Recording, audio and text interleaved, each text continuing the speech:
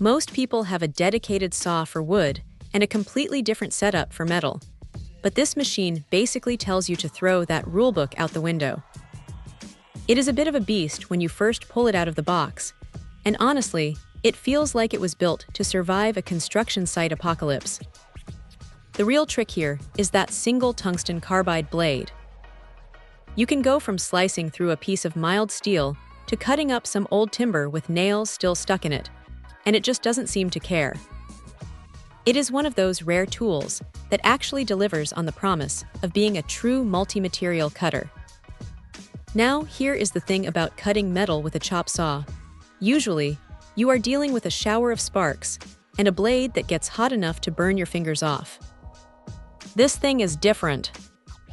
Because of the way it handles the material, you get these clean, cool-to-the-touch edges that don't need a ton of filing afterward. It is surprisingly satisfying to watch it glide through steel without that high-pitched screeching you get from abrasive discs. The motor is a 15-amp powerhouse, and you can really feel that torque when you start a cut. It doesn't bog down, even when you are pushing it through thicker stock.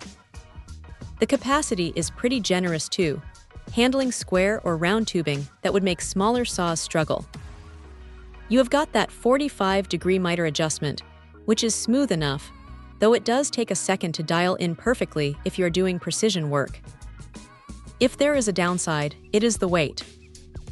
This isn't something you are going to want to lug around the garage every single day, unless you have a dedicated spot for it. It is heavy, solid, and takes up a fair bit of bench space.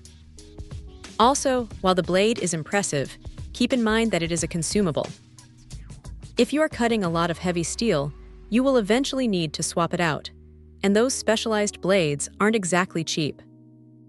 But when you look at the time saved not switching between different saws or dealing with messy, sparking abrasive wheels, it starts to make a lot of sense.